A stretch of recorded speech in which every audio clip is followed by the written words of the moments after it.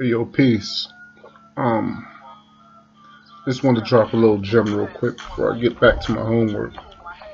I ain't gonna front, man. This homework stuff is kicking my behind. It's hard to be in social work, which I am, and focus on things like algebra, which I don't have to use and haven't used in, I don't know, maybe 20 something years. So doing this algebra work is kicking my behind. And actually, even the computer information technology course is kicking my behind too, because I don't know much about Excel. Now, there's really no excuse, because when you start running your businesses and all that, you should know how to bookkeep and whatever dealing with Excel. But yeah, it's like learning a foreign language to me right now. Um, Listening to some of my old music. I hope it doesn't play too loud in here and distract me from my little gem I'm trying to give. Matter of fact, let me turn this down a little bit. Alright, so Peep the Jewel. Um, this is about like positive reinforcement. You know what I'm saying? Whenever you ask the universe for something, or not necessarily just even ask, whenever you impose your will, impress your will on the ethers of the universe, and you just pretty much, say be and it is. There's a science to that, right? I think like in biblical things, they say, let there be and whatever happened. And there was supposed to be untranslatable aspect of the Quran, and which it says, be and it is, and it's in Arabic, whatever. But, I'm not necessarily a major condoner of Islamic Judeo-Christian philosophy, but I will tell you this, because this is more like an African proverb that I was really big on when I first heard it. There was once this farmer, right, and he was very successful. I mean, his crops were usually the best crops. He took great pride in how he raised his crops. So the crops ended up being the best out there. So he was very successful, and he was grateful that he was successful. He was thankful to his ancestors. He was thankful to his creator, to the universe, whatever. But he had a son, and he loved his son more than he loved life itself. He was a very proud and loving father. So what he wanted was for his son to be as successful as him. So every day he would say a mantra: my son will live a prosperous and healthy life. My son will be prosperous and healthy. It became his mantra. A mantra is something that you say over and over and over. Sometimes you say it to yourself, sometimes you say it out loud. But the whole thought process is, words have vibration. So whenever you speak that vibration into the universe, it goes and it connects with other things of that like vibration. It becomes a reality, right? Basically creating your own karma, or writing your own history in advance, so to speak. So boom. Every day he would go out, he would wake up, and he believed in this so much that he had his son start to quote, I'm gonna be prosperous and healthy. I'm gonna be prosperous and healthy. Well, it so happens that one day his son's out plowing the field, and he's on top of his horse, and the horse sees a field mouse.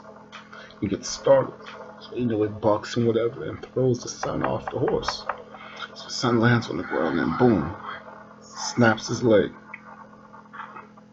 Father's devastated. How could this happen? He's asking the son, did you say your mantra? The son's like, yes, sir, I said my mantra. He's like, I did too. I don't understand it.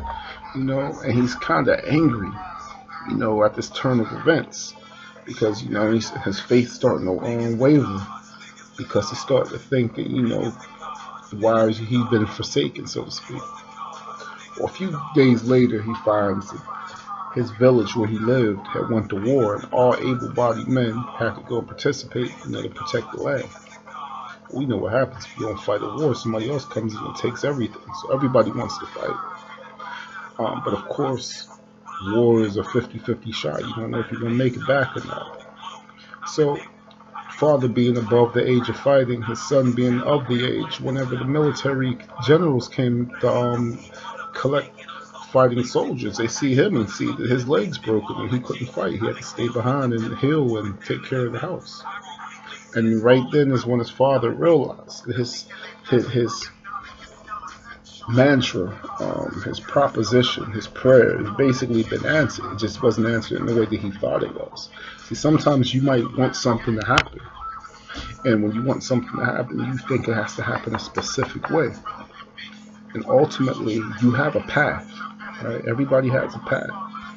We all have a destiny.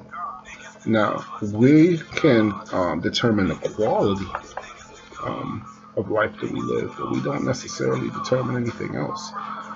Like, say I'm supposed to go from here to Cuba, or from here to Ghana. I'm supposed to come from here to Ghana. Now, I might be able to get on a first class flight, shoot straight through. I might be able to get on a nice little yacht and take the water out. Or I might be able to get on a boat and find out I have to work on it and I'm sweating, blowing the steam. It's cold, and keep the steam going. I may find out that I'm a stowaway. I may be on a lifeboat. I might have to swim. I might be swimming and having sharks nipping at my feet and whatnot. Bottom line is, I'm destined to get to where I'm supposed to go. I can't take away from that. But the quality of the trip determines on me. So whatever you think, whatever you speak into the universe, you dictate that quality. The life has already been destined. Your destiny has already been written. It's up to you to determine the quality that you're going to be able to manifest that. And that comes into the science of today, being the 22nd, April 22nd. We're dealing with culture freedom. Now, our culture, or our way of life, is peace. Our culture, our way of life, is to be righteous. Is to be civilized and be responsible for the uncivilized and teach those who don't have this knowledge of self. That's our culture. That's always been one. Each one teach those, not just one, but as many as we have the capacity to teach. And we faded away from it, following cultures other than our own. And we were taught that we were other than ourselves, so therefore we start attracting other than ourselves to us. Right? But in our reality, when we free our domes, when we free our minds, and we no longer have those restrictions of what somebody else imposed on us, we can become limitless, right? We can become those gods we were born to be, and then we can dictate the quality of life and live the quality of life that's in tune with the culture that we live, right? So that's the science, right? So my name is now Bill. Some people call me Key Mike. I found out that my Yoruba ancestral lineage. My name is Adewole, which means the crown has entered the house. So you're amongst royalty, and my goal was to try to get you on the path that you need to, because I try to get on the path that I need to, or strive to get on the path that I need to. So I start building on a little bit things as they come to me. And if you're feeling me, add on. Peace.